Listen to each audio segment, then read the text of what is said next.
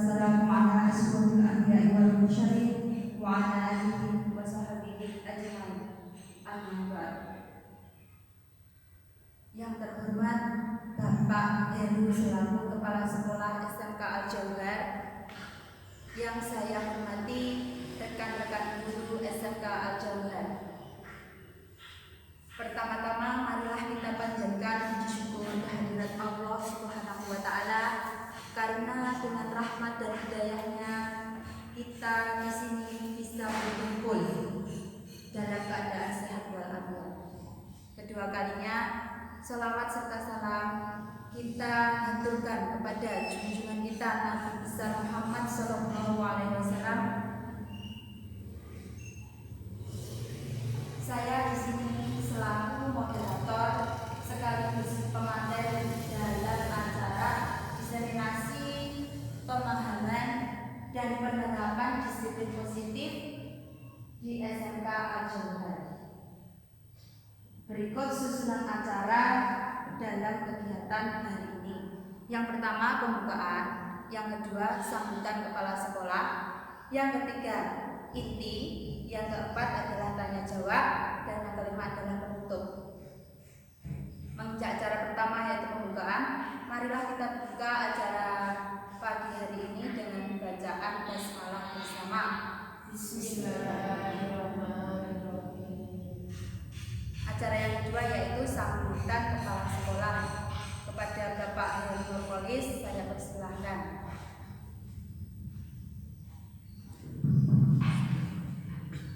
Assalamualaikum warahmatullahi wabarakatuh. Waalaikumsalam warahmatullahi wabarakatuh.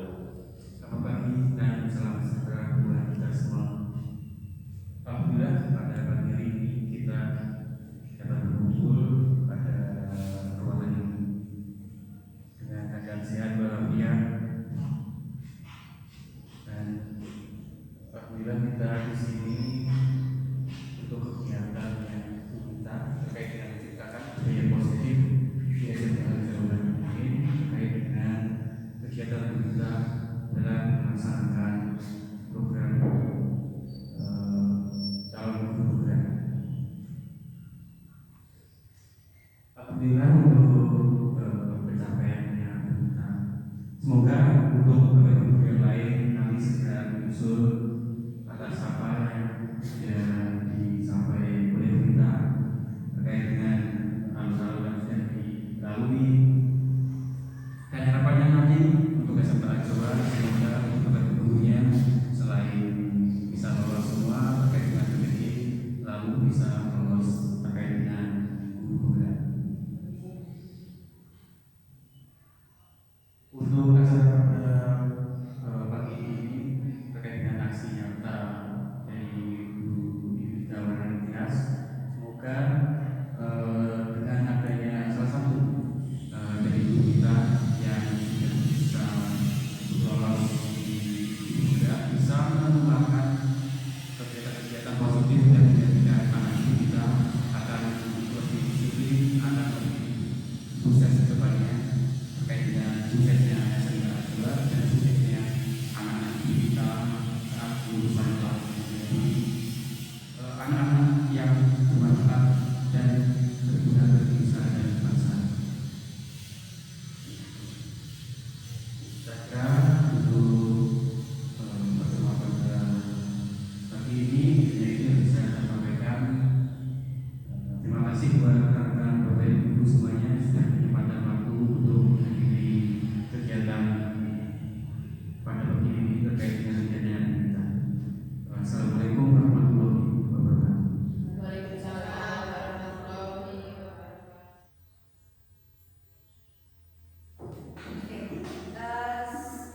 Boleh berdiri sebentar.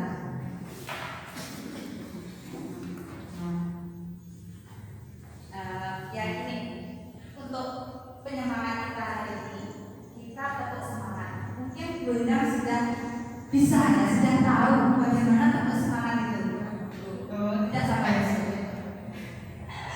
tetap semangat. Semangat. Gimana? Oh iya.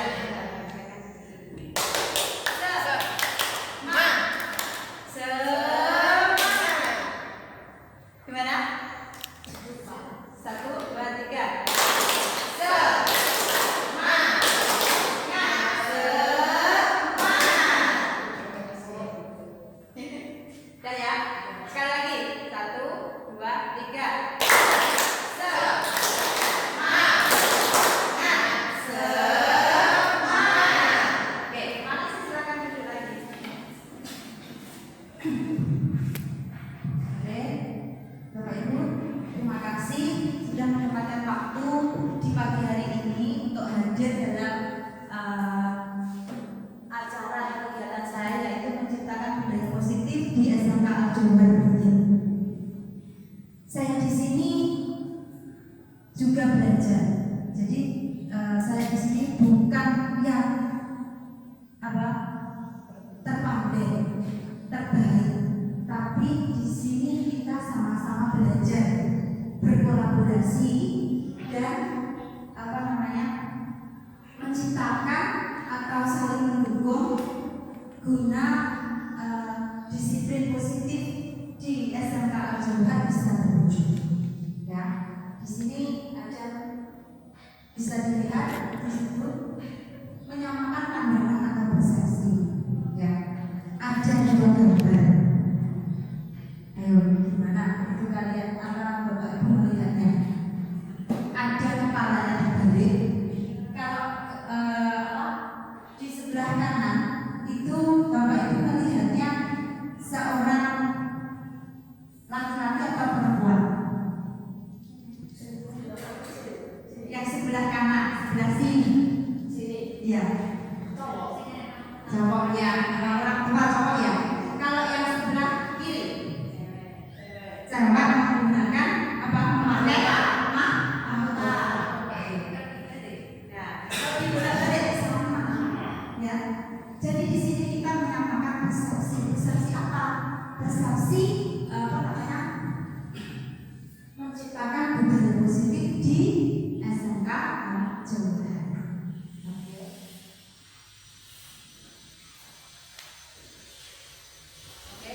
Untuk kesepakatan bersama kita dalam acara ini, ya, mohon Bapak Ibu, yang pertama kesepakatan kita adalah saling menghargai, ya, HP dimodasinya,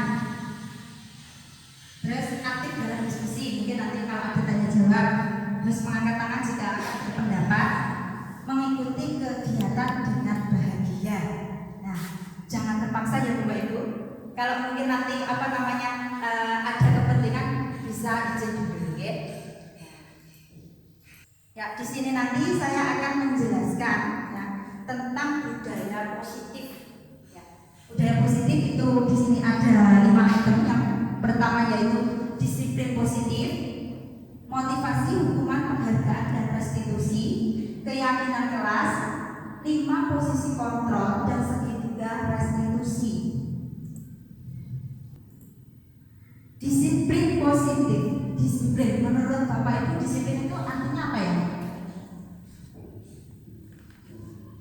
Disiplin, ya Bu? Menaati peraturan. Ya, 100 buat mundur. Oke ya, langsung saja. Di sini disiplin berasal dari bahasa Latin yaitu disiplina, ya, yang artinya belajar. Namun dalam budaya kita, disiplin itu berubah menjadi sesuatu yang dilakukan kepada orang lain untuk mendapatkan kepatuhan. Kata disiplin juga sering dihubungkan dengan hukuman, padahal itu sungguh sangat berbeda. Karena belajar tentang disiplin positif itu tidak harus dengan memberi hukuman. Justru itu adalah salah satu alternatif terakhir kalau perlu tidak digunakan sama sekali. Tujuan dari disiplin positif adalah ya, sebagai pendidik, tujuan kita adalah menciptakan anak-anak yang memiliki disiplin diri sehingga mereka bisa berperilaku dengan mengacu pada nilai-nilai kebajikan universal, ya, seperti nilai profil pelajar Pancasila dan memiliki motivasi intrinsik bukan ekstrinsik. Nah, contoh penerapan disiplin positif ya yang kemarin saya laksanakan itu saya mengambil ada 2 contoh. Sebetulnya sudah saya temui untuk penerapan disiplin positif di SMK kita ada beberapa, tapi saya mengambil 2 contoh, yaitu yang pertama adalah gerakan ASA, ada sampah ambil.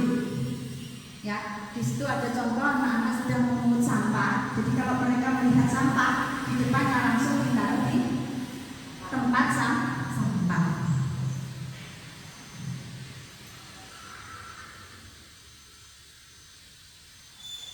Disiplin positif yang kedua yang saya ambil contohnya adalah ketika kita melakukan kebiasaan yaitu sholat duha.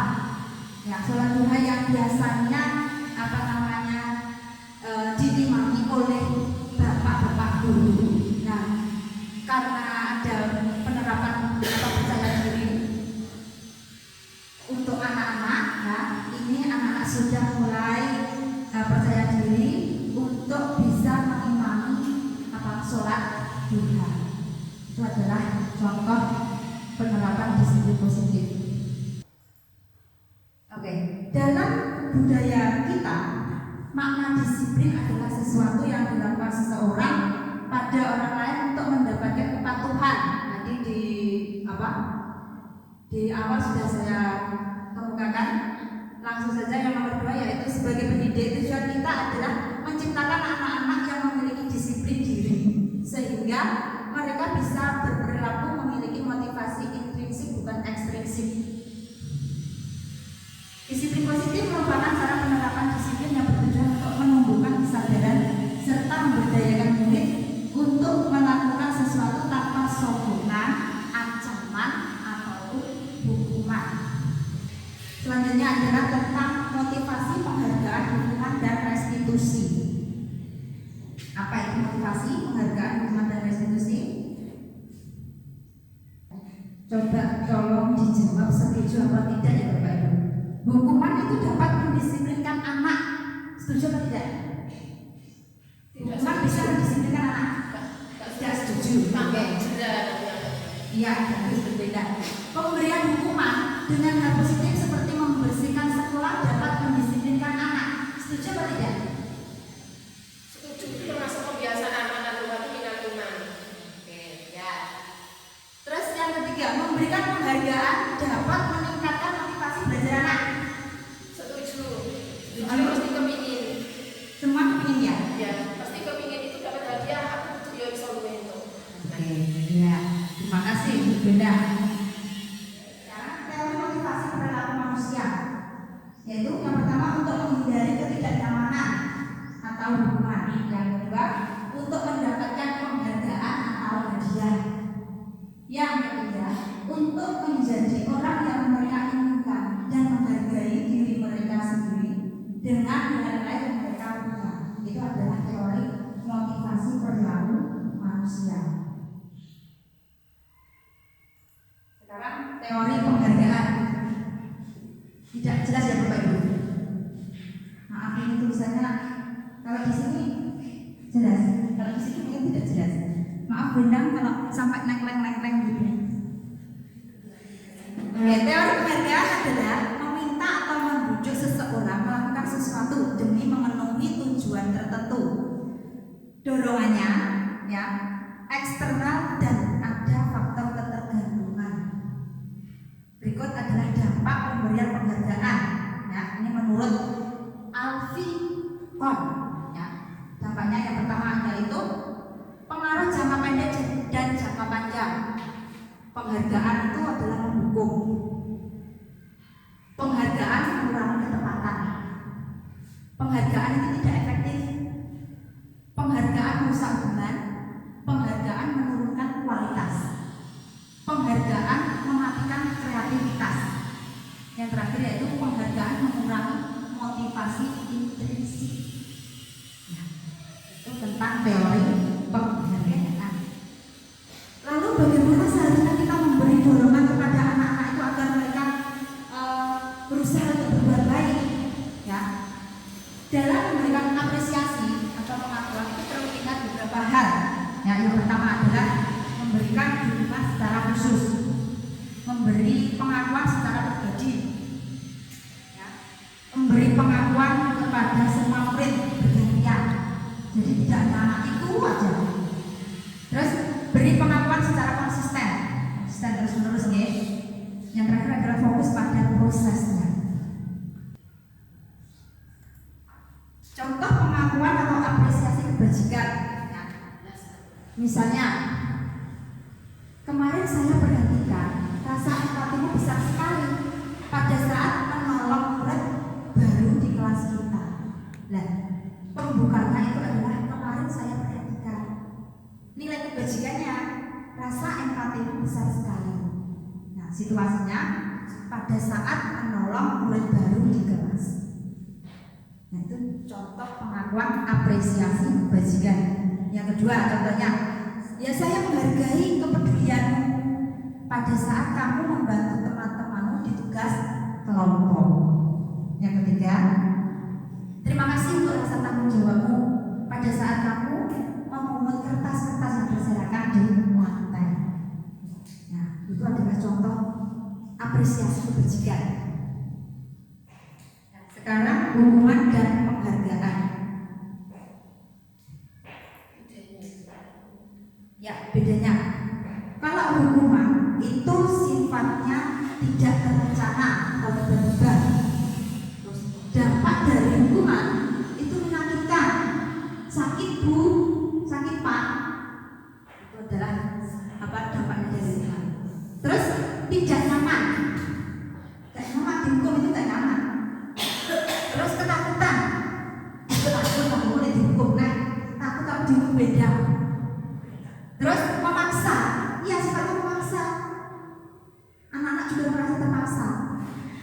Terus menyembunyikan kesedihan, sedih dihukum beda. Ya, batin kok nggak bisa diungkapkan. Ya, menjadi rendah diri, minder. Ya, minder. Nah, itu adalah hukuman. Selanjutnya adalah penghargaan.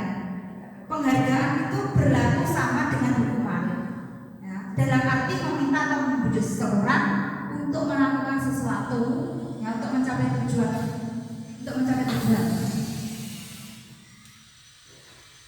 Dampak dari penghargaan, ya, dampak dari penghargaan itu tidak efektif, merusak hubungan. Anak ini dikasih penghargaan, anak enggak, jadi hubungannya mereka cemburu sosial. Nah, cemburu sosial. Kayak aku enggak. Seperti itu.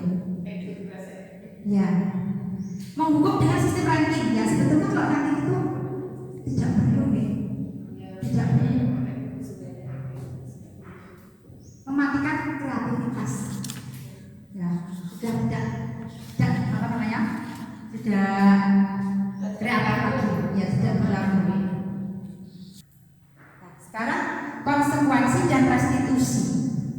Konsekuensi itu merupakan bentuk hukuman yang sudah terencana atau sudah disepakati. Yaitu yang pertama, bertahan jangka pendek, monitoring secara kontinu oleh guru, murid menghormati peraturan, stimulus respon, kehilangan hak merenung diri dibuat oleh guru dan murid. Kalau konsekuensi seperti itu ya. Jadi ada hubungan timbal balik antara guru dan murid. Kalau restitusi itu adalah proses menciptakan kondisi bagi murid untuk memperbaiki kesalahan. Jadi anak itu tidak melulu dihukum, tapi dicari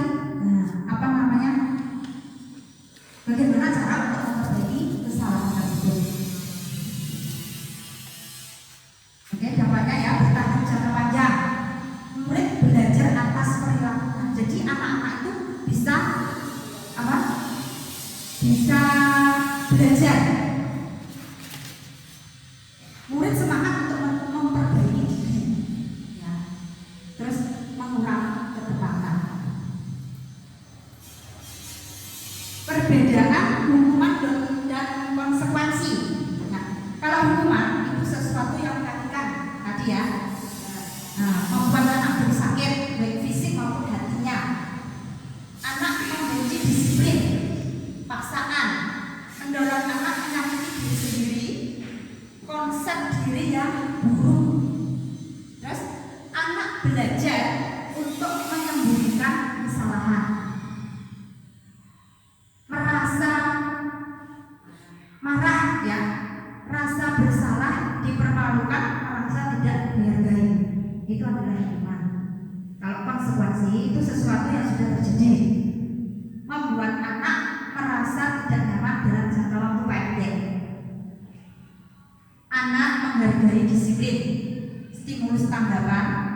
mendorong anak agar mudah menyesuaikan diri, konsep diri yang baik, anak belajar untuk mematuhi peraturan, kehilangan hak, dibuat tidak nyaman atau diasingkan untuk sementara waktu. Tindakan guru, ya, di situ ada beberapa contoh soal. Nah, itu tolong dikerjakan. Itu termasuk hukuman, konsekuensi atau restitusi. Tapi di situ tolong dikerjakan saja. Itu termasuk hukuman atau konsekuensi.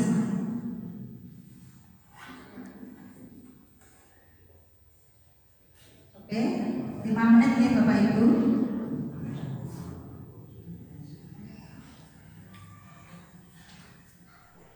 Nomor 3, hukuman. 4, konsekuensi. Saya jawab soalnya garis ganti Bu. 5, kalau konsekuensi. Soalnya dia merupakan dan membersihkan Bu. Kan pertanggung jawabannya di situ Bu. Nah, hukuman. Konsekuensi. Karena nggak pakai sepatu. Iya, dia cuma pakai sepatu. Jadi konsekuensi. Kita lihat.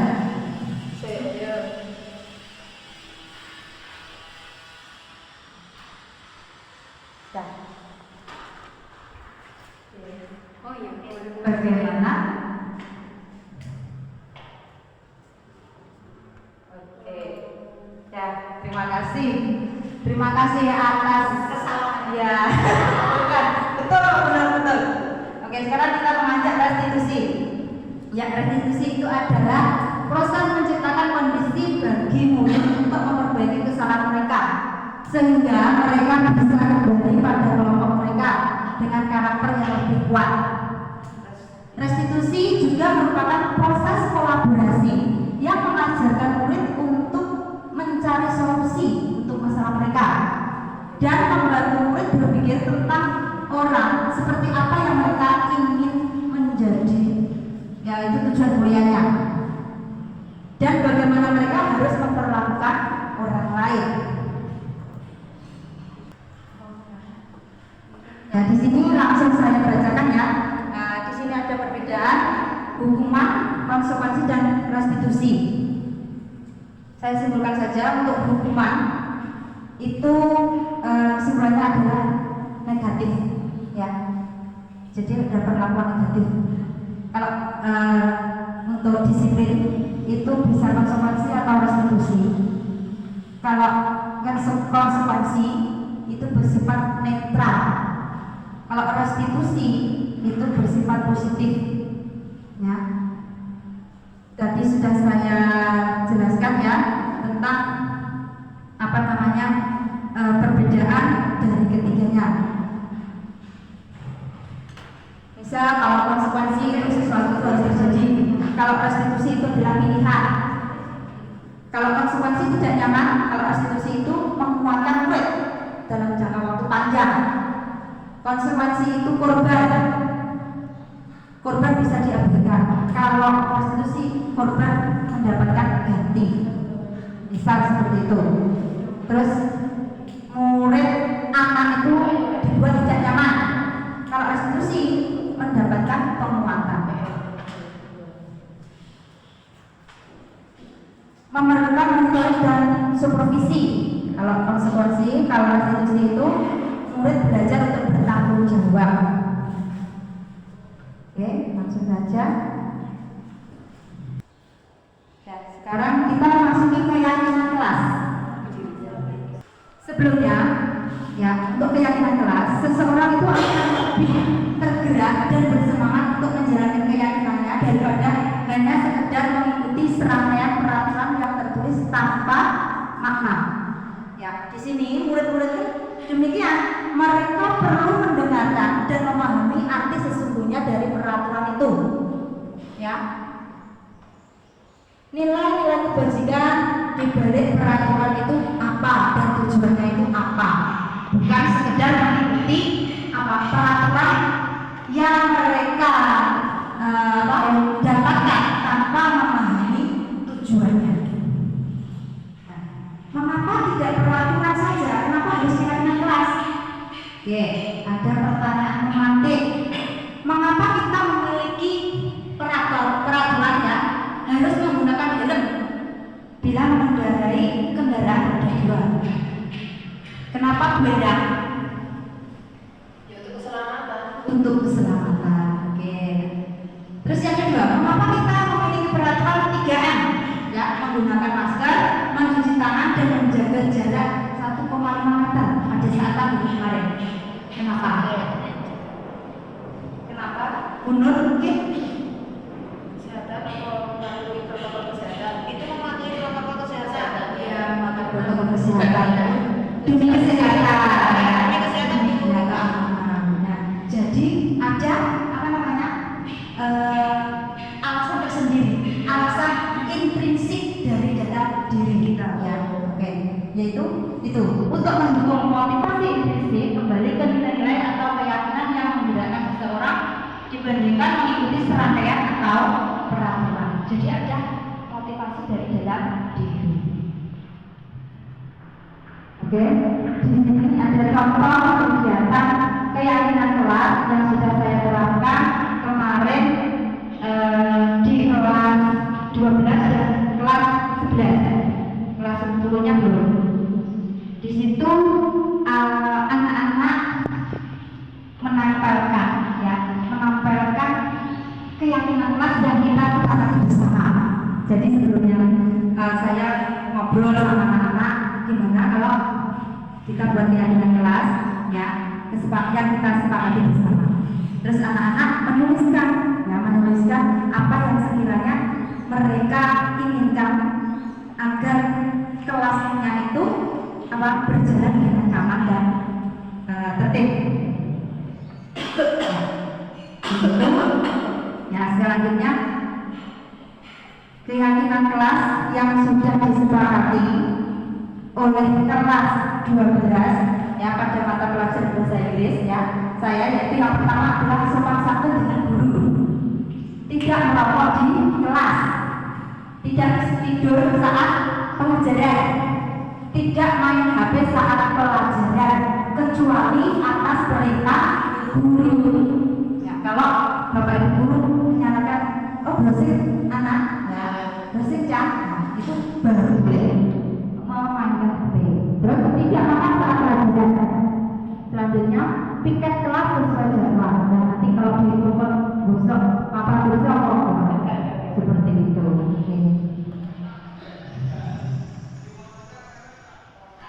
Ya. Selanjutnya adalah kita posisi kontrol. Kontrol apa? Kontrol kita sebagai guru, yaitu yang pertama adalah sebagai penghukum, pembuat rasa bersalah, sebagai teman dan sebagai pemantau dan sebagai manajer. Di sini Bapak Ibu guru sebagai apa ya? Kira-kira guru sebagai apa? Yang sudah Bapak Ibu guru lakukan? Sebagai apa? Manajer teman pemantau. Itu bisa jadi teman. Pemantau, teman. Ya, belum ya.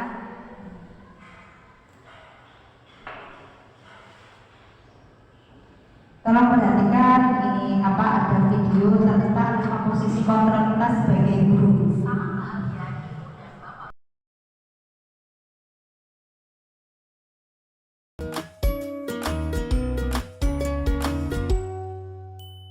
Salam bahagia Ibu dan Bapak guru hebat. Dalam penerapan disiplin positif restitusi, salah satu program yang dikembangkan adalah 5 posisi kontrol. 5 posisi kontrol dalam restitusi adalah proses perjalanan seorang pendidik agar dapat mengenali dirinya. Pada video kali ini, kita akan membahas tentang 5 posisi kontrol yang dikembangkan oleh Diane Gosson dan contoh penerapannya.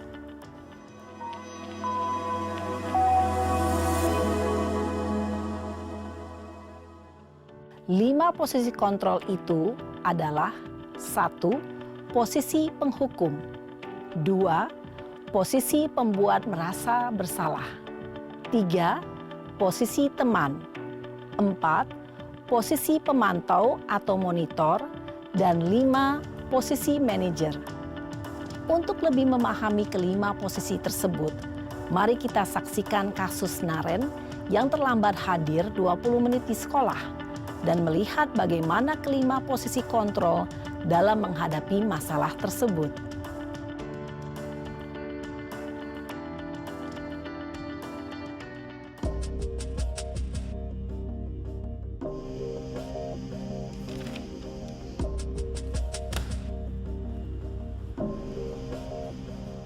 Naren!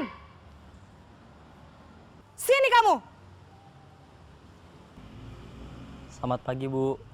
Selalu terlambat. Kamu deh, pasti terlambat. Maaf, Bu. Saya... Apa? Apa coba? Alasan kamu apa lagi? eh, Kapan sih kamu tidak terlambat? Malas sekali ya kamu jadi anak. saya... Dasar pemalas. Gak kapok-kapok sih kamu. Sudah berapa kali terlambat? Sana, kamu keliling lapangan basket 2 kali. Kenapa saya harus keliling lapangan basket, Bu? Kenapa? Kamu mau lawan ibu? Berani-beraninya jawab. Sudah terlambat, masih berani jawab pula. Sekarang, keliling lapangan basket 5 kali sekalian. Biar kapok. Cepat. Pergi sana ke lapangan basket. Posisi penghukum biasanya berbicara dengan nada tinggi, menghardik, menunjuk-nunjuk, menyakiti, dan menyindir. Hukuman bisa berupa fisik maupun psikis. Ibu dan bapak guru hebat. Dampak yang terjadi pada murid ketika guru berada pada posisi penghukum adalah murid cenderung akan memberontak, bahkan menyimpan dendam.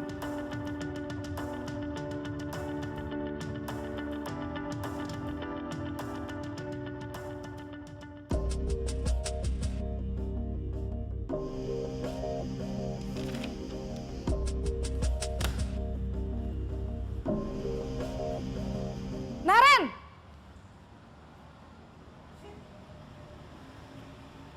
Selamat pagi, Bu. Naren. Kamu kenapa terlambat lagi, Nak?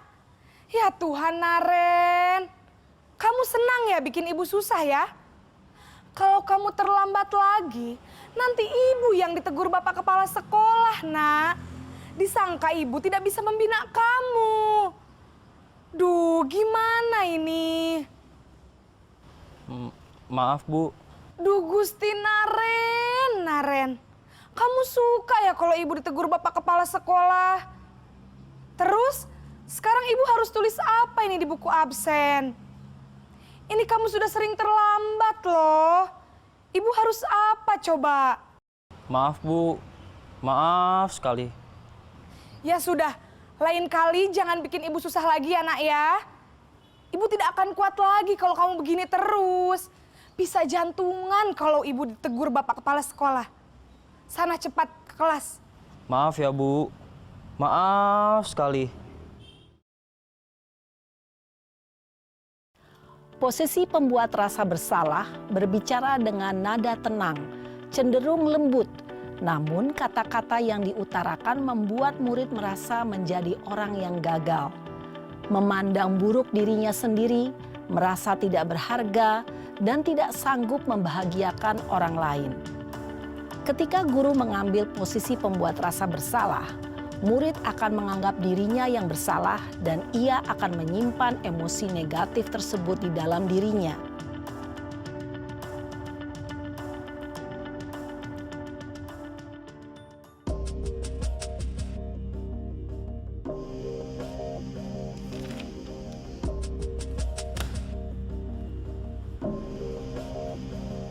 Naren!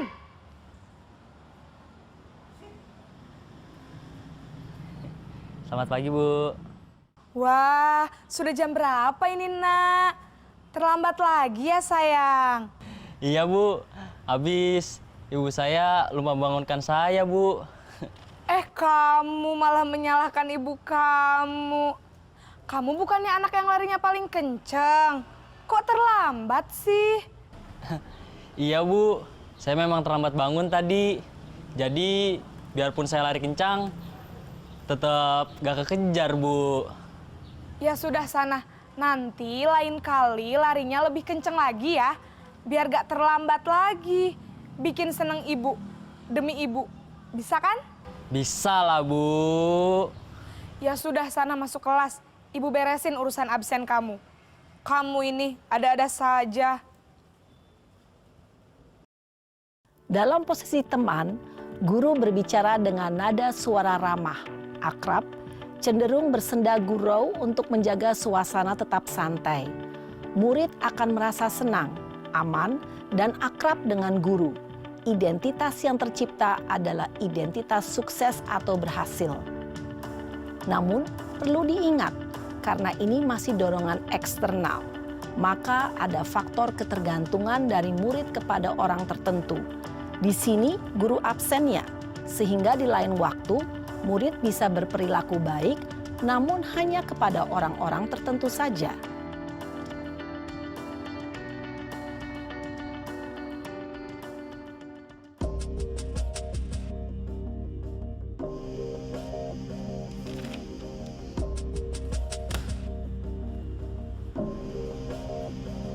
Naren!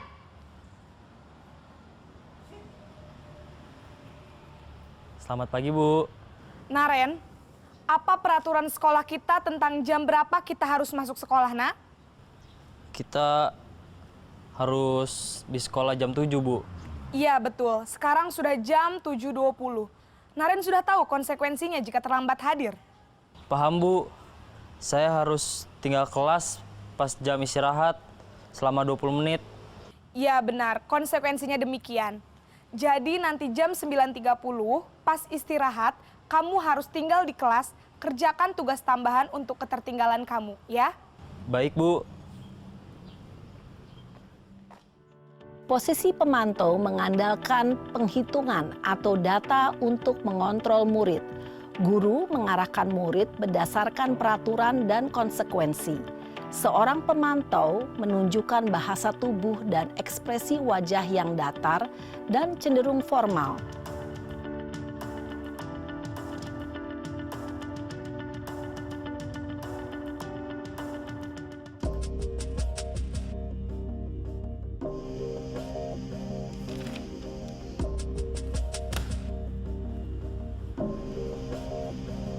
Naren!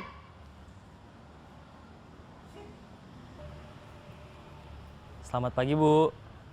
Selamat pagi, Naren. Maaf, Bu. Saya terlambat. Iya, sekolah masuknya jam 7, sekarang sudah jam 7.20. Jadi sekarang bagaimana ini, Naren? Maaf, Bu. Saya lupa setel alarm saya semalam. Baiklah, menurut kamu, keyakinan sekolah yang mana yang perlu kamu tingkatkan? Menghargai diri sendiri dan orang lain mungkin ya, Bu. Setuju. Jadi, apakah Naren meyakini prinsip saling menghormati tersebut? Iya, Bu. Saya meyakininya. Apakah Naren bersedia memperbaiki masalah keterlambatan ini? Bersedia, Bu. Bagaimana kamu akan perbaiki masalah keterlambatan ini? Saya akan coba untuk tidak lupa menyetel alarm saya, Bu.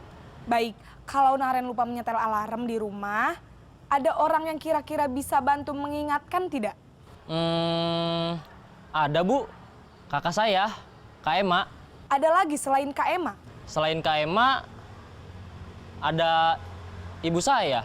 Baik, jadi yang mengingatkan Naren adalah Kak Ema dan ibu kamu ya? Kira-kira akan mulai setel alarm kapan nih, Naren? Setelah pulang sekolah, akan segera saya lakukan. Baik, jadi Naren akan setel alarm untuk bangun besok pagi dan akan diingatkan oleh kakak dan ibunda Naren ya. Ada lagi yang mungkin perlu dilakukan, Naren?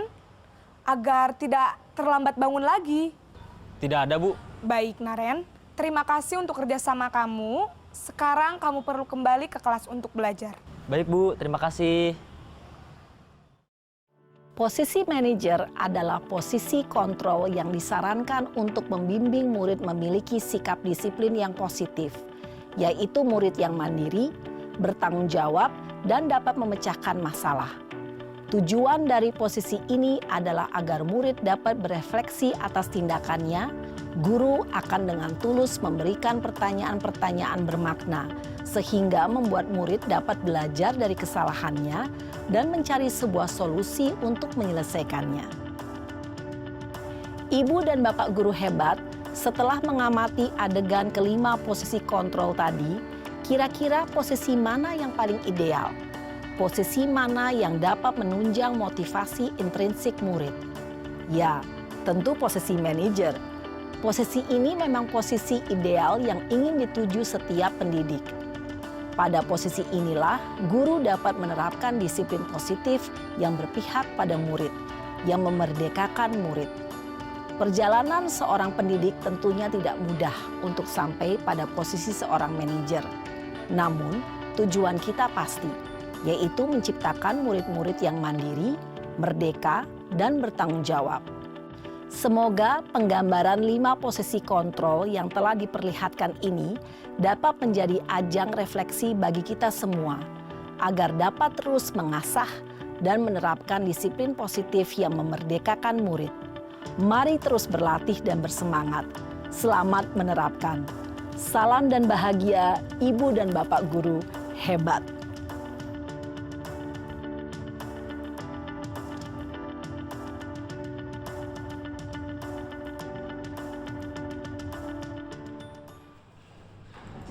Oke, selanjutnya adalah segitiga restitusi. Ya, segitiga restitusi. Ya, di sini ada yang pertama adalah validasi tindakan yang salah, menanyakan keyakinan, dan menstabilkan identitas.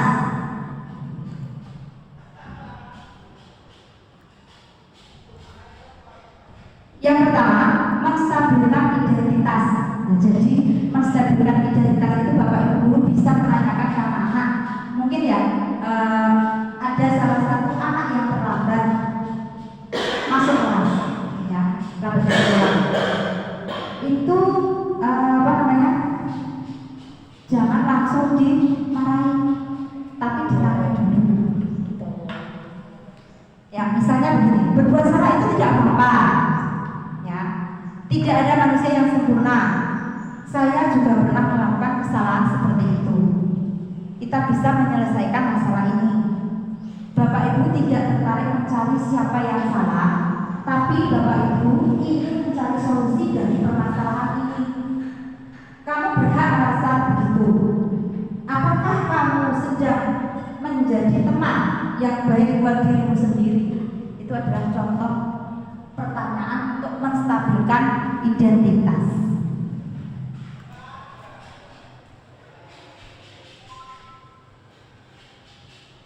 Oke, selanjutnya yang kedua adalah validasi tindakan yang salah.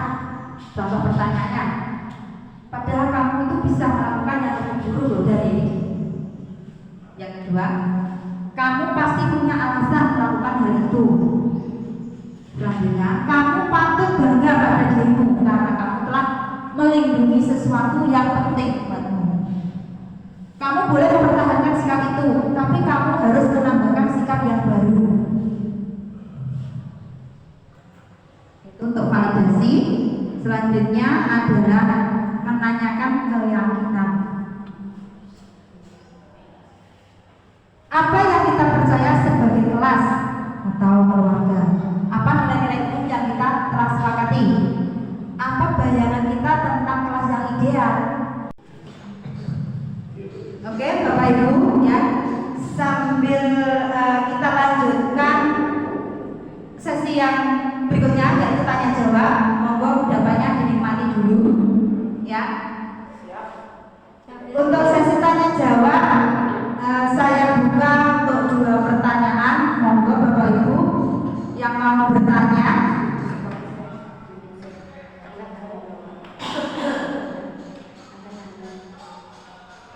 Monggo Bu Lilis. Terima kasih waktunya. Yang mau saya tanyakan ya Bu, bagaimana cara melaksanakan keyakinan kelas agar anak merasa nyaman? Terima kasih.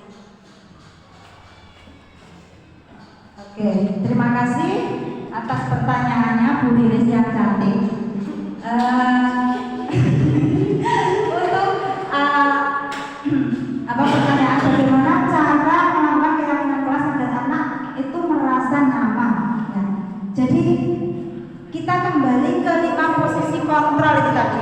ya.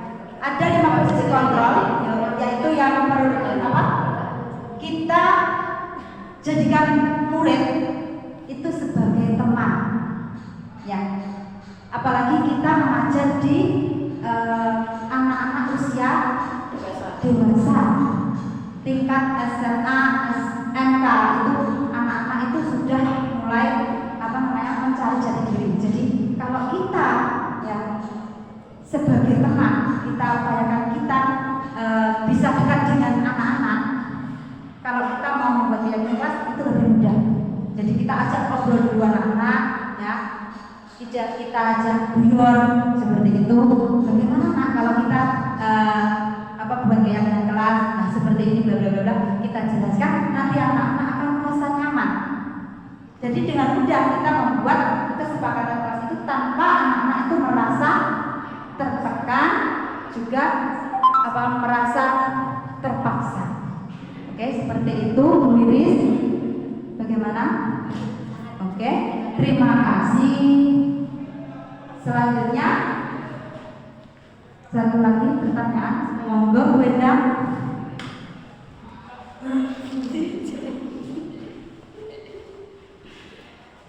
Terima kasih atas waktunya. Saya mau menanyakan, mengapa harus keyakinan kelas, kok tidak peraturan kelas?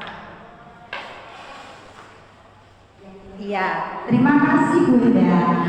Yang manis. Yang manis. Bapak Ibu menginjak acara yang terakhir yaitu penutup. Mari kita tutup acara di pagi hari ini dengan bacaan hamdalah bersama. Alhamdulillahirrahmanirrahim. Oke, terima kasih atas waktunya. Terima kasih sudah berkenan hadir. Billahi taufik wal hidayah. Wassalamualaikum warahmatullahi wabarakatuh.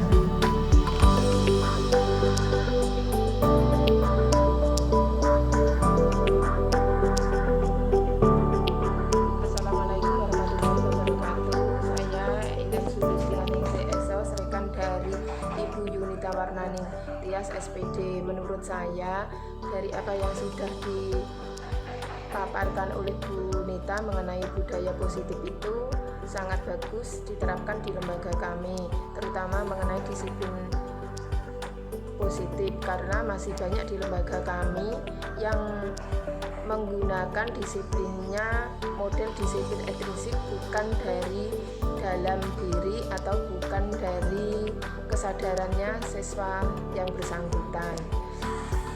Semoga dari adanya diseminasi ini bisa kita terapkan di lingkungan sekolah kita untuk membentuk siswa-siswa yang berkarakter sesuai dengan harapan kita. Demikian dari saya. Wassalamualaikum warahmatullahi wabarakatuh.